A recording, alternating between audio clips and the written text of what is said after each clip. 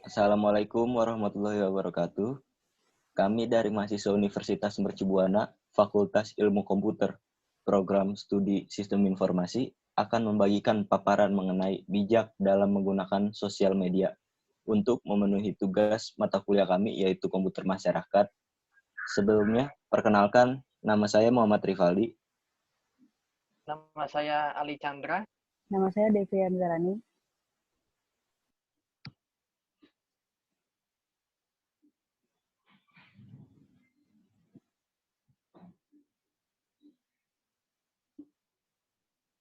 Para audiens sekalian, berikut adalah paparan yang kami akan sampaikan. Yang pertama mengenai tentang bijak dalam menggunakan media sosial. Kita tahu bahwa era sekarang yaitu di mana seluruh elemen masyarakat sudah mulai memanfaatkan media sosial dalam kehidupan sehari-hari. Media sosial merupakan suatu kebutuhan yang mungkin bisa dibilang sebagai kebutuhan secara primer pada saat ini. Semua manusia di muka bumi ini pun tidak bisa terlepas dari ikatan adanya media sosial. Maka dari itu, dalam proses penggunaan media sosial itu, kita harus memperhatikan beberapa aturan-aturan atau beberapa etika dalam menggunakan media sosial. Yang pertama, kita bisa dapat lihat di slide, yaitu posting yang penting, bukan yang penting posting. Artinya, di mana segala sesuatu kita menggunakan media sosial, postingan yang kita ambil, postingan yang kita upload dalam media sosial, itu harus postingan yang bermanfaat, yang berguna bagi kemaslahatan banyak orang. Bukan yang penting kita posting atau kita upload segala bentuk sesuatu yang menurut kita baik, tapi belum tentu baik menurut orang. Yang menurut kita itu benar, tapi belum tentu benar menurut orang lain. Yang menurut kita itu memang pantas, tapi padahal belum tentu pantas ditaruh di media sosial atau disebarkan kepada publik. Selanjutnya, Selanjutnya saya akan menjelaskan tentang sekilas perkembangan sosial media di Indonesia. Kominfo mengungkapkan pengguna internet di Indonesia saat ini mencapai 63 juta orang. Dari angka tersebut, 95%-nya menggunakan internet untuk mengakses jejaring sosial. Menurut data dari Weber Sandvik, perusahaan public relations, memberikan pelayanan jasa komunikasi untuk wilayah Indonesia ada sekitar 65 juta pengguna Facebook aktif, sebanyak 33 juta pengguna aktif per harinya, 55 juta pengguna aktif yang memakai perangkat mobile dalam aksesnya per bulan, dan di sekitar 28 juta pengguna aktif memakai perangkat mobile per harinya. Generasi muda dalam tentang usia 20 sampai 24 tahun dan 25 sampai 29 tahun memiliki angka penetrasi hingga lebih dari 80% pengguna internet di Indonesia.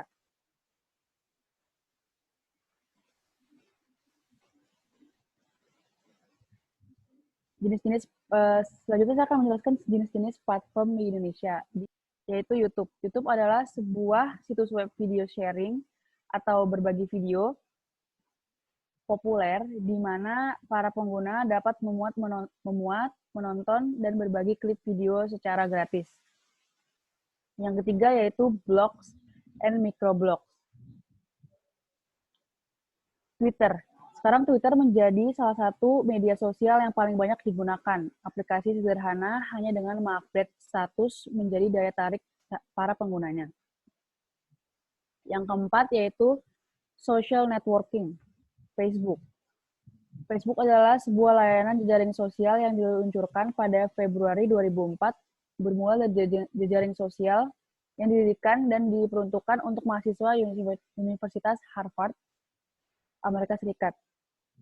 Kini, Facebook menjadi media sosial paling populer di dunia. Di Facebook, kita bisa berbagi informasi, foto, video dengan teman dan keluarga. Yang kelima adalah virtual game. Virtual game world. Virtual world terikat di antara online gaming dan social networks. Yang keenam yaitu virtual social world. Bahasa Indonesia di Indonesia adalah artinya dunia maya berbasis internet dan diluncurkan pada tahun 2003.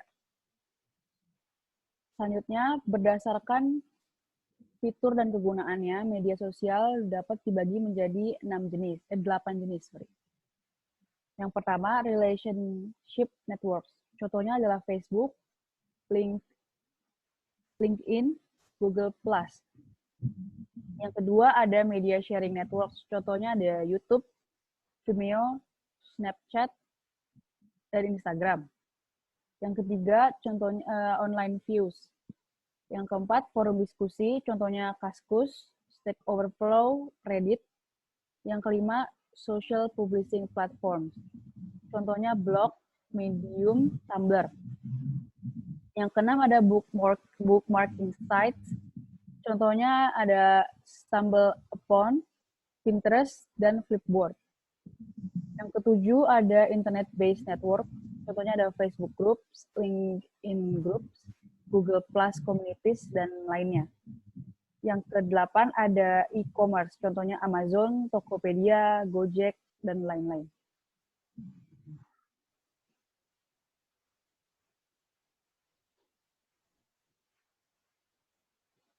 Oke, kemudian di sini kita bisa lihat ada tulisan you are what you share, yang dimana artinya bahwa kamu tuh apa dan kamu akan nge-share apa gitu loh. Jadi segala sesuatu intinya apa yang kita bagikan di dalam media sosial, apa yang kita lempar ke dalam media sosial, yaitu apa yang ada di dalam diri kita gitu. Apa yang ada kita sekarang itu akan terlihat apa yang kita paparkan di media sosial atau apa yang kita post di dalam media sosial.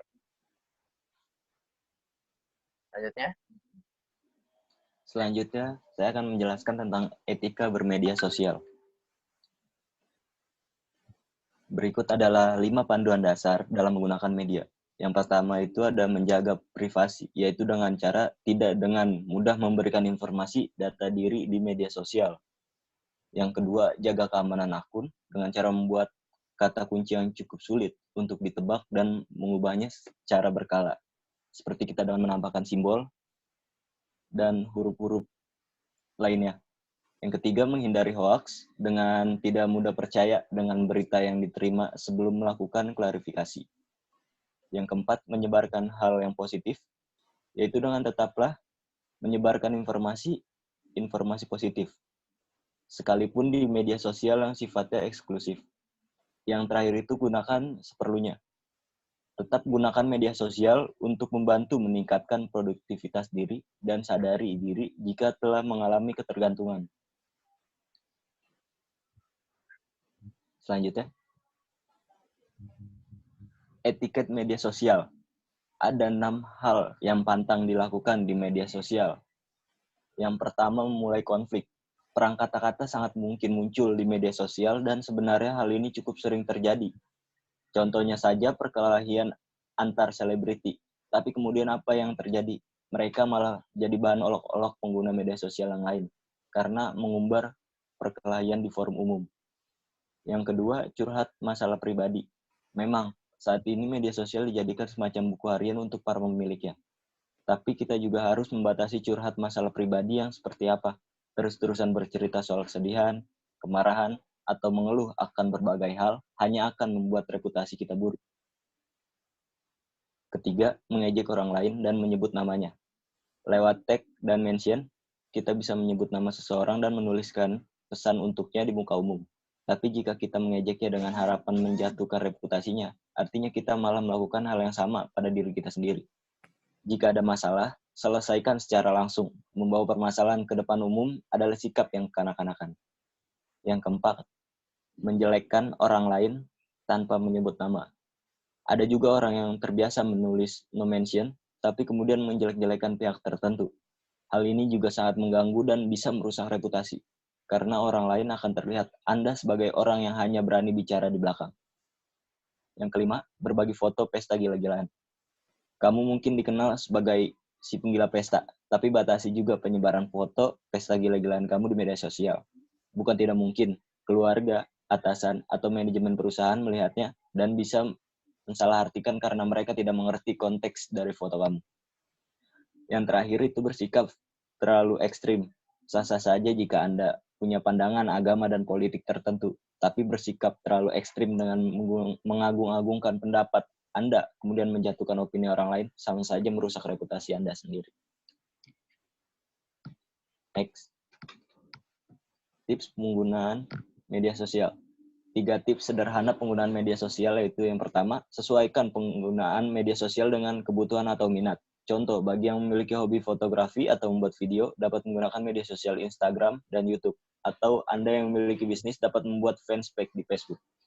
Yang kedua, supaya tidak menjadi candu, batasi penggunaan media sosial, usahakan untuk tidak menjadwalkan waktu penggunaan media sosial pada jam dan durasi tertentu. Dengan begitu, kita bisa lebih fokus dan produktif dengan penggunaan waktu kita.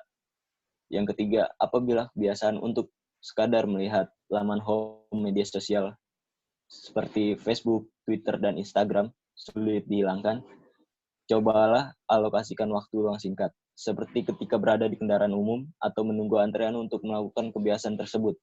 Dengan mengalokasikan waktu luang tersebut, Anda bisa tetap mendapat informasi terkini tapi tidak kehilangan waktu Anda untuk aktivitas lain yang lebih penting. Next. Kemudian di sini ada kalimat saring dulu baru kita sharing.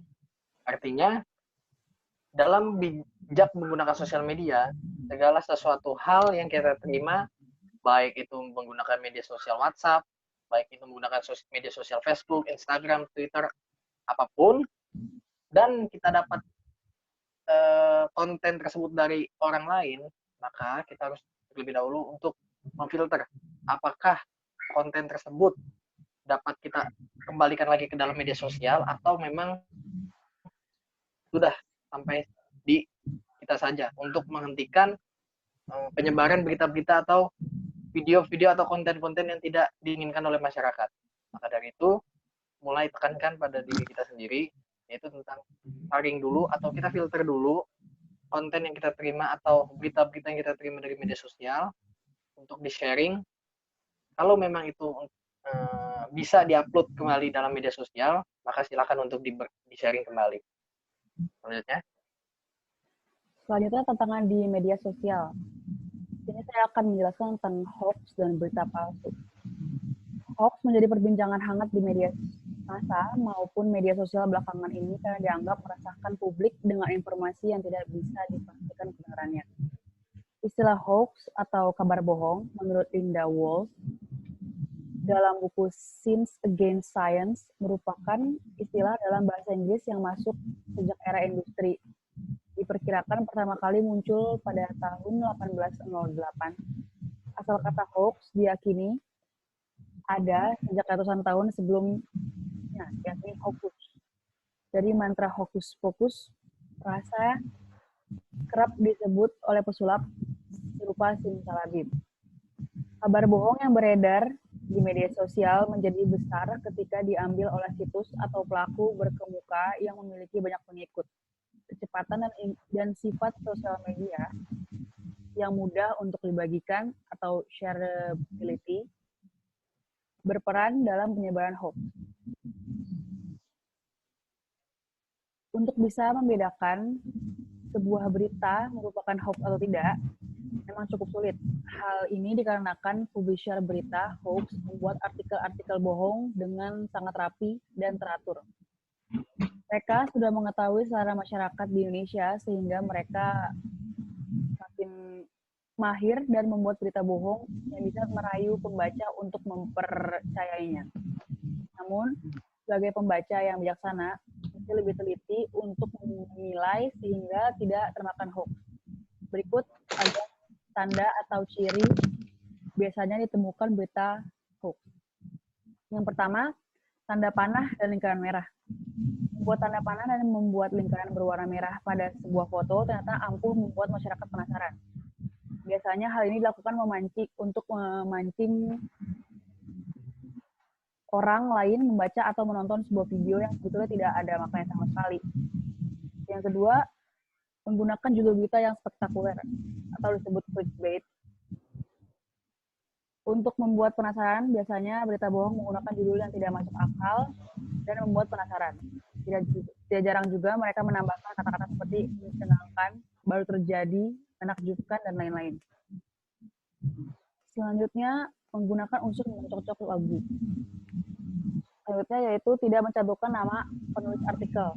Website yang benar selalu mencantumkan nama penulisnya dan info sosial medianya atau memberikan informasi mengenai websitenya. Selanjutnya yaitu menggunakan alamat website yang mirip dengan media besar.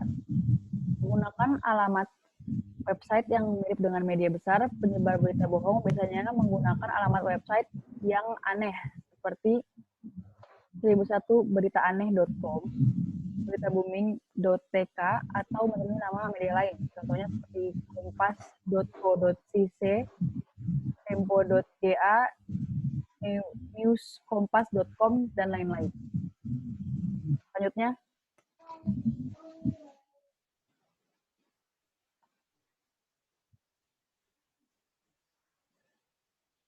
berikut adalah cara-cara praktis untuk menghindari berita bohong atau hoax. Pertama, kita harus mulai pahami bahwa berita, kita harus tahu dari mana sumber itu berita, dan layakkah berita itu dapat kita percaya atau sumber berita itu kita percaya. Kalau sudah kita mengetahui sumber berita itu, maka yang kedua, baca. Kemudian isi dari berita tersebut, kita baca dengan benar, dengan baik, tanpa tanpa tekanan dari siapapun. Kita harus baca dengan baik, dengan bijak, sebelum menyebarkan berita tersebut. Yang ketiga, kita juga harus lihat alamat situs yang kita terima, baik itu dari Instagram maupun dari WhatsApp ataupun dari Twitter. Kita harus perhatikan. Jika situs-situs tersebut tidak valid atau tidak benar, maka kita bisa pastikan berita itu bohong.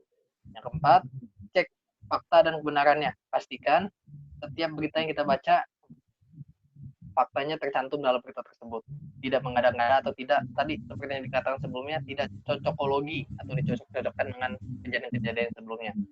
Yang kelima, kita juga dapat menghindarkan berita hoax, yaitu dengan tidak menelan mentah-mentah, yaitu dengan memfilter berita-berita yang masuk ke dalam media sosial. Kita saring dulu, kita filter. Setelah kita filter, maka kita, kalau memang berita ini baik, kita dapat lemparkan kembali ke dalam media sosial tersebut.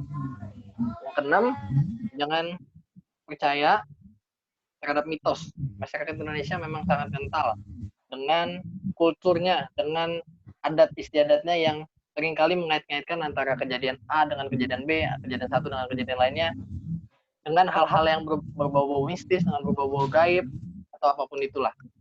Itu yang seringkali berita hoax itu mudah tersebar, karena sering percayanya masyarakat di Indonesia ini dengan hal-hal yang demikian rupa. Yang ketujuh, yaitu jangan mudah terprovokasi. Dengan kita mulai melihat berita tersebut fakta atau tidak, berita tersebut valid atau tidak, situs tersebut benar atau tidak, maka kita akan tidak mudah terpancing emosi, kita akan tidak mudah terprovokasi.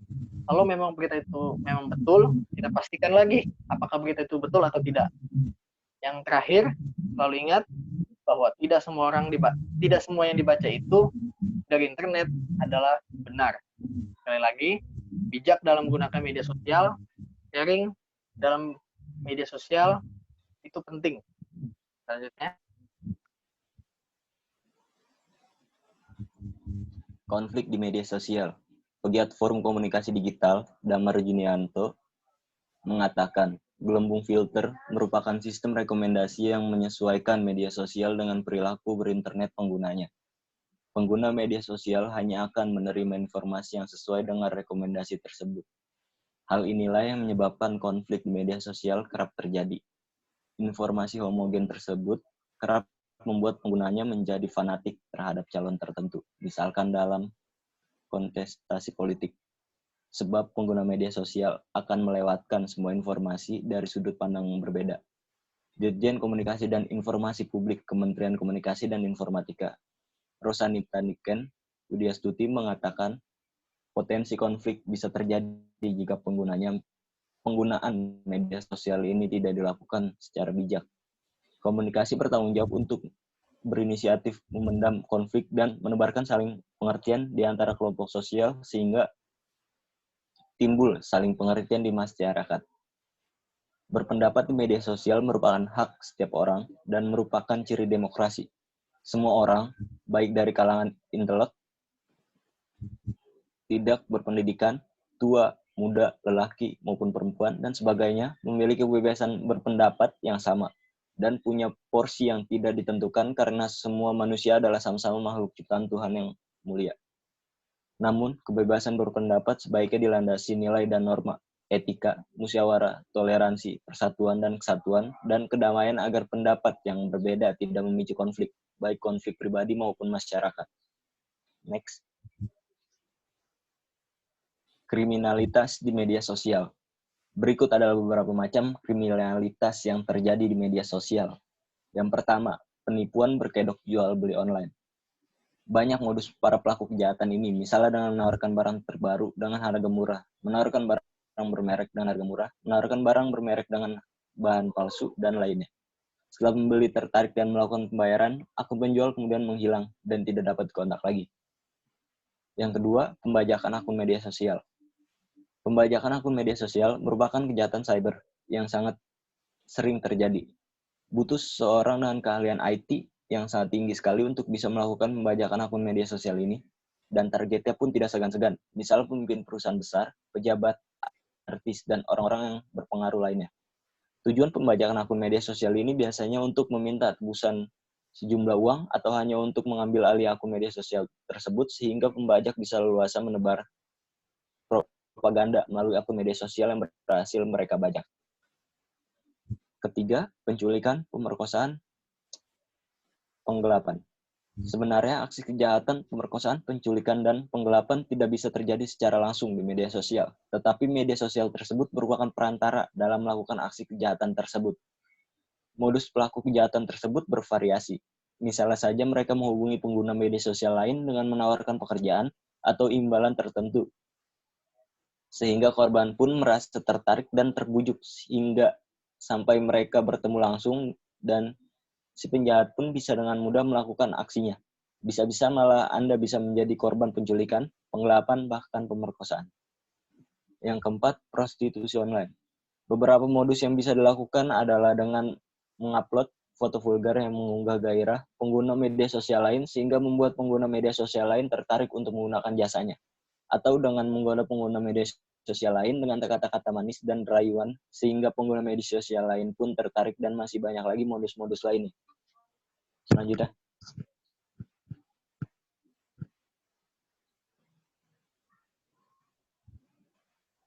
Selanjutnya kita akan membahas tentang undang-undang mengenai penggunaan kebijakan dalam menggunakan media sosial. Hukum di Indonesia tentang menggunakan kebijakan media sosial itu diatur dalam Undang-Undang ITE, yaitu Undang-Undang Nomor 11 Tahun 2008 atau Undang-Undang ITE. Adalah undang-undang yang mengatur tentang informasi serta transaksi elektronik ataupun teknologi informasi secara umum. Undang-undang ini memiliki yurisdiksi yang berlaku untuk setiap orang yang melakukan perbuatan hukum sebagaimana diatur dalam undang-undang ini, baik yang berada di wilayah hukum Indonesia maupun yang ada di luar wilayah hukum Indonesia yang memiliki akibat hukum di wilayah hukum Indonesia atau dan tidak di luar wilayah hukum Indonesia dan merugikan kepentingan Indonesia. Asas undang-undang ini dilaksanakan berdasarkan asas kepastian hukum, manfaat, kehati-hatian, etikat baik, dan kebebasan memilih teknologi atau netral teknologi. Adapun manfaat dari undang-undang ini dilaksanakan dengan tujuan untuk yang pertama, mencerdaskan kehidupan bangsa sebagai bagian dari masyarakat informasi dunia, di mana kita harus menjadi bangsa yang cerdas dan bijak dalam menggunakan media sosial. Yang kedua, mengembangkan perdagangan dan perekonomian nasional dalam rangka meningkatkan kesejahteraan masyarakat. Dengan adanya era teknologi ini, dengan adanya era digital ini, masyarakat diharapkan dapat mengembangkan perdagangan, dapat melakukan kegiatan perekonomian nasional menggunakan digital ekonomi atau e-commerce. Yang ketiga, meningkatkan efektivitas dan efisiensi pelayanan publik.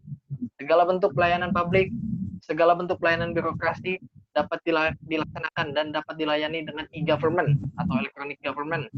Semua sistem yang berkaitan dengan sistem pemerintahan sudah dapat diakses melalui media sosial. Yang keempat, membuka kesempatan seluas-luasnya kepada setiap orang untuk memajukan pemikiran. dan memanfaatkan teknologi informasi seoptimal mungkin dan bertanggung jawab. Artinya, setiap orang bebas mengeluarkan pendapatnya, setiap orang bebas mengeluarkan ide pokok pikirannya dalam dirinya, tetapi ingat, di mana dalam hak itu juga dibatasi dengan kewajiban. Apa kewajibannya? Setiap orang harus bertanggung jawab dalam setiap kegiatannya di dalam digital informasi. Yang kelima, yang terakhir, yaitu memberikan rasa aman, keadilan, dan kepastian hukum bagi pengguna dan penyelenggara teknologi informasi. Setiap bentuk tindakan kejahatan, setiap bentuk tindakan pelanggaran yang berkaitan dengan teknologi informasi, maka bisa diadili, bisa dilakukan proses hukum secara pasti. Dan rasa aman yang timbul itu juga dapat menimbulkan rasa kepercayaan diri masyarakat dalam menggunakan era digital saat ini. Selanjutnya.